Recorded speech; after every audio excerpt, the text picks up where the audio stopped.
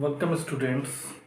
आज हम लोग problems based on application of determinants करने जा रहे हैं। ये क्वेश्चंस हमने पहले से लिख के रखा है। Find the area of triangle with vertices at the point this.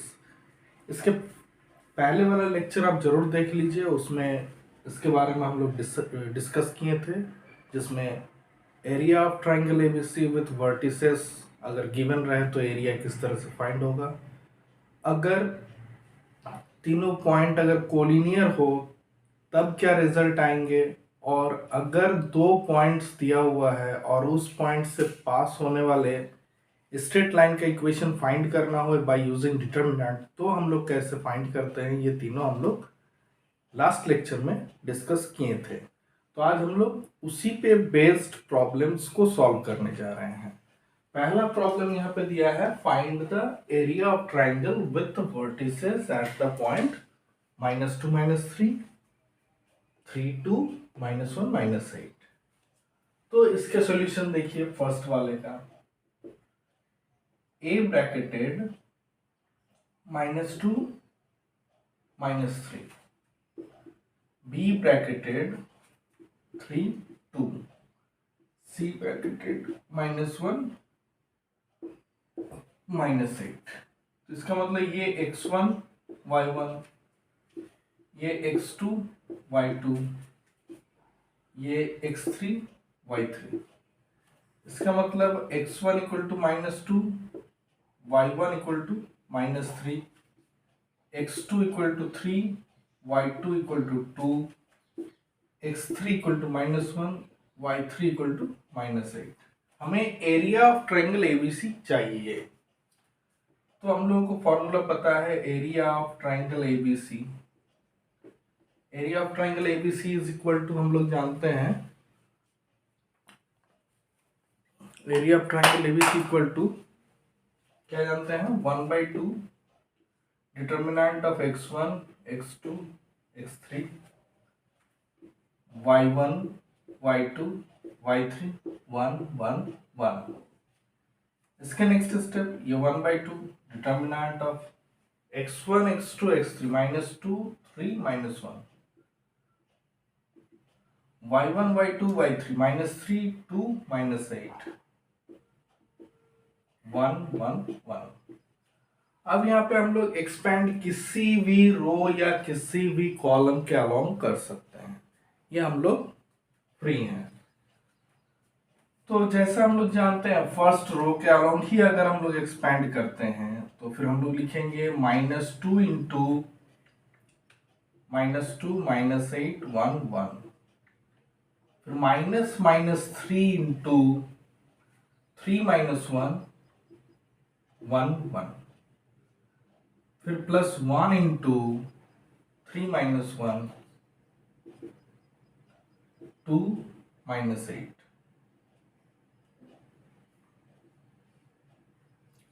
Expanding along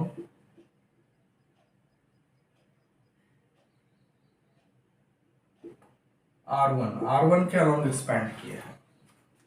इसके नेक्स्ट 1/2 -2 इंटू पहले -2 फिर -8 तो +8, +3 इंटू यहाँ पे देखते हैं 3 +1 +1 इंटू -24 +2, दिस इक्वल टू 1/2। अब यहाँ पे देखिए -2 इंटू 6 +3 इंटू 4 +1 इंटू -22। इसके नेक्स्ट स्टेप अगर हम लोग देखें 1/2 -12 +12 -22, 1/2 of -22 equal to -11। Therefore, area of triangle ABC is equal to +11 square units. Since area can never be negative, since area can never be negative, area कभी भी negative नहीं हो सकता है। ये हम लोगों का पहला क्वेश्चन का आंसर हो गया।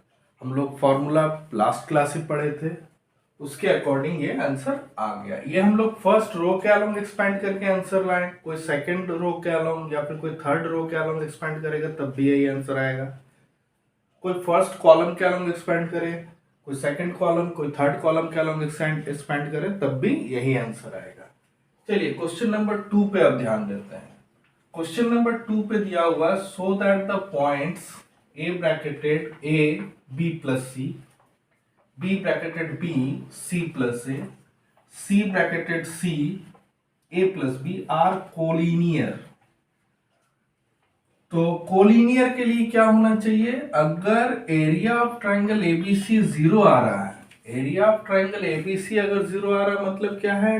ट्राइंगल का एरिया 0, ट्राइंगल का एरिया 0 का मतलब क्या है? ट्राइंगल फॉर्म नहीं हुआ। ट्राइंगल फॉर्म नहीं हुआ मतलब तीनों पॉइंट एक ही लाइन पे है, तब जाके ये कोलिनियर हो जाएगा।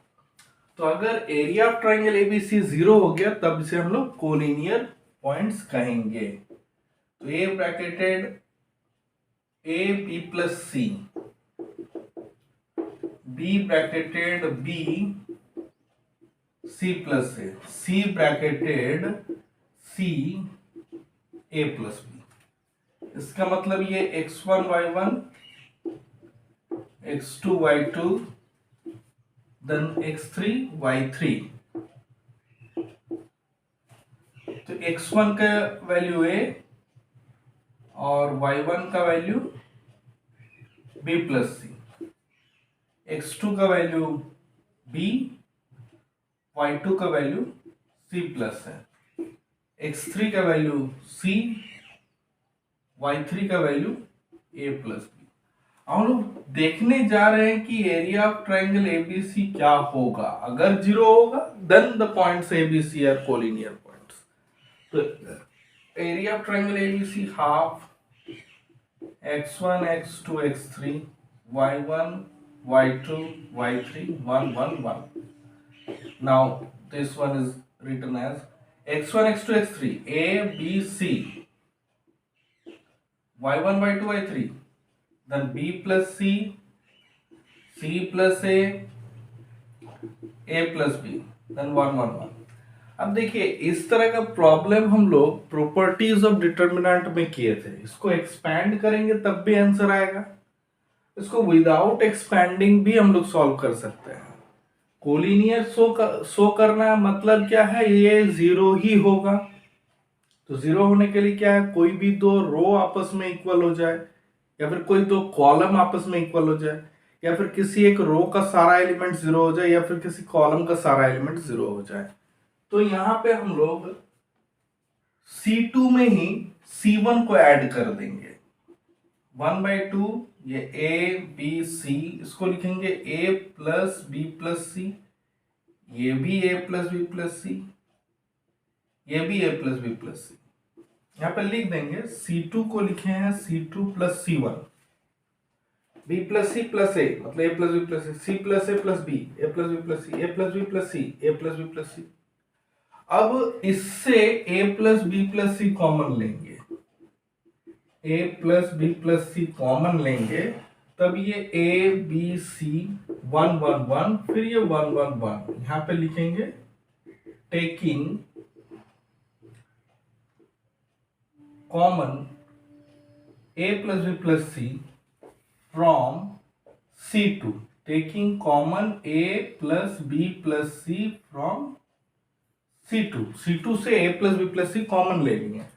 अब इसके नेक्स्ट स्टेप में into 0, since C2 equal to C3, दो कॉलम अगर आपस में इक्वल है तो फिर वैल्यू ऑफ द डिटर्मिनेंट 0 है। अब 0 से किसी को भी मल्टीप्लाई कीजिए तो 0 हो गया। तो इंप्लाइज हम लोगों को क्या मिला? Area of triangle ABC equal to 0। हम लोगों को मिला area of triangle ABC equal to 0। अब किसी ट्राइंगल का एरिया अगर 0 है इसका मतलब क्या है? The points are collinear. This implies the points A, B, C are collinear points.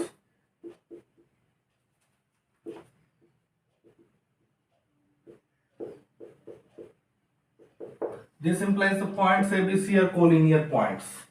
ये मेरा क्वेश्चन नंबर 2 था. इसके नेक्स्ट अब 3 दिया है. Find the equation of line joining this and this using determinant. Determinant का यूज करके इक्वेशन ऑफ लाइन फाइंड करना है. डिटरमिनेंट का यूज करके इक्वेशन ऑफ लाइन फाइंड करना है. तो इसको देखिए कैसे करेंगे. By using determinant, find the equation of line passing through the points this and this. So let P bracketed xy be any point on the line AB passing through the points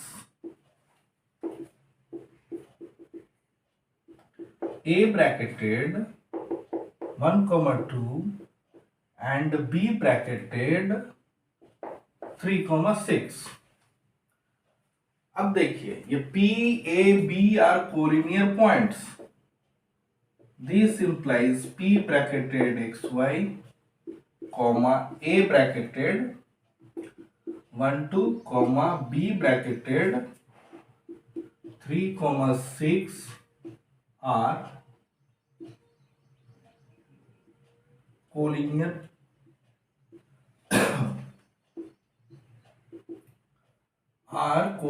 points. These are collinear points. ये अगर collinear points है then area of triangle ABC equal to 0. Half of x1, x2, x3, y1, y2, y3, 1, 1, 1 equal to 0. इसके next step देखिए half उधर चला गया. x1, x2, x3, x1, x2, x3, x1, 3, y1, y2, y3, y2, 6, 1, 1, 1 equal to 0. अब ये x into 2, 6, 1, 1 minus y into 1, 3, 1, 1 plus 1 into 1, 3, 2, 6 this equal to 0. इसके next step x into यहीं पे लिखते हैं पहले. एक स्टेप यहाँ पे हो जाएगा 2 minus 6 minus y into 1 minus 3 plus 1 into 6 minus 6 equal to 0. This implies minus 4x plus 2y plus 0 equal to 0. यहां से हम लोग minus 2 अगर कॉमन ले लेते हैं तो 2x minus y equal to 0. तो 2x minus y equal to 0 is the required equation of line passing through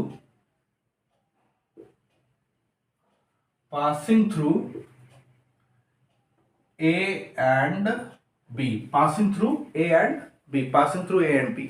उसी तरह अब ये fourth number. If the area of triangle is 35 square units with vertices this find the value of K. Area given है, हमें K का value find करना है.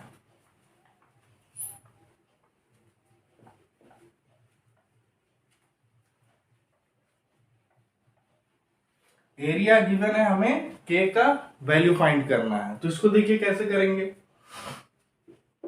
A bracketed 2 minus 6, B bracketed 5, 4, C bracketed K, 4 and area of triangle ABC is equal to 35.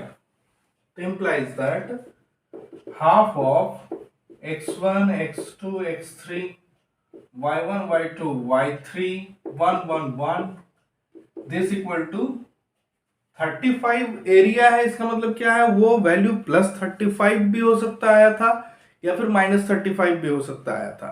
क्योंकि area of triangle ABC को हम लोग positive लिखते हैं, इसलिए ये +35 भी हो सकता था या फिर -35 भी हो सकता था, इसलिए इसको +-35 लिखेंगे।